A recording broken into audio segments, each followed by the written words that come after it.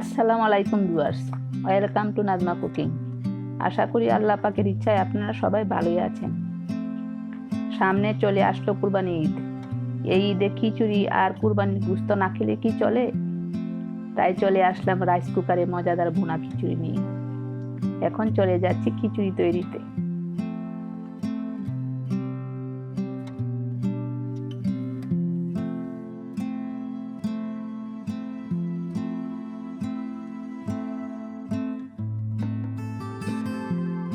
প্রথমে আমি একটি বাটি নিয়ে নিলাম, তারপর হাফ কেজি চিনি গুঁড়া পোলাওয়ের চাল বাটিতে ঢেলে দিলাম।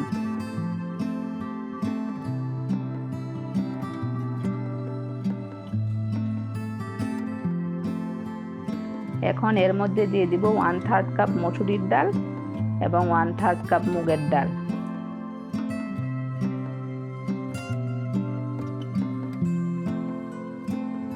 এখন চাউল ও ডাল একসাথে মিক্স করে ভালোভাবে ধুয়ে পরিষ্কার করে নিব।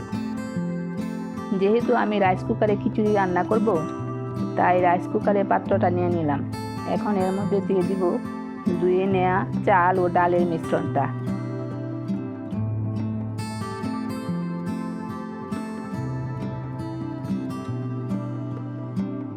তারপর কিউব করে কেটে নেওয়া 2টি গাজর আর কিউব করে কেটে নেওয়া 2টি আলু দিয়ে দিব। আমার ছেলে আলু ও গাজর খিচুড়িতে পছন্দ করে, তাই দিলাম, আপনারা নাও দিতে পারেন।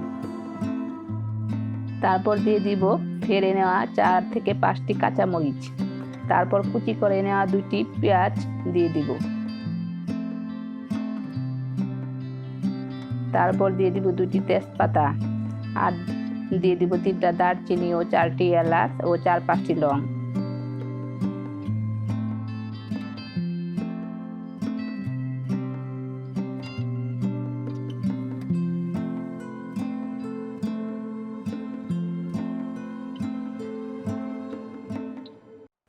তারপর একে একে দিয়ে দিব 1 চা চামচ হলুদের গুঁড়া, 1 চা চামচ লাল মরিচের গুঁড়ো, 1 চা চামচ জিরা পেস্ট ও আদা রসুন পেস্ট 1 টেবিল চামচ।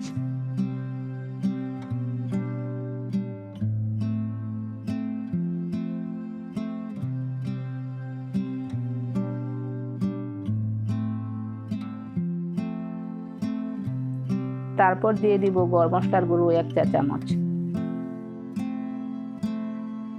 ও স্বাদ মতো লবণ।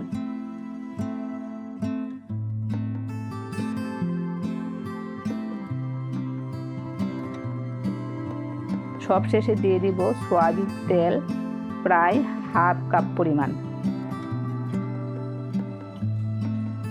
ও 1 টেবিল চামচ ঘি।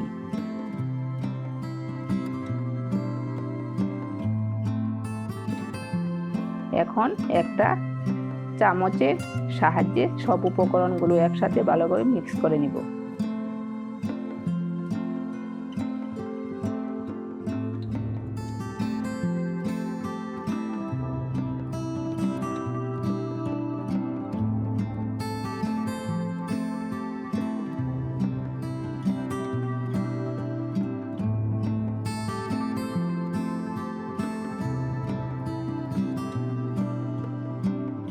তারপর পানি দিয়ে দিব। এমনভাবে পানি দিতে হবে যেন চাউলের উপরে 2 ইঞ্চি পরিমাণ পানি থাকে।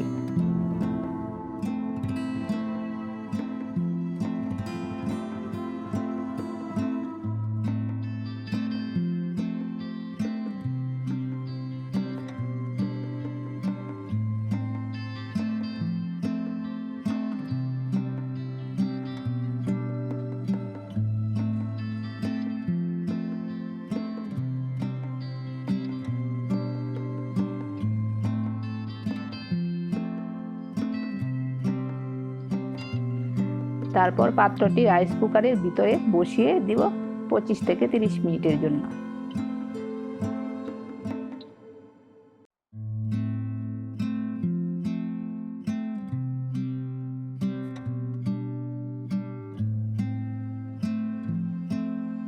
তিরিশ মিনিট পর ফিরে আসলাম। দেখুন আমার খিচুড়িটা হয়ে গেছে। এখন পরিবেশন করে দেখাবো।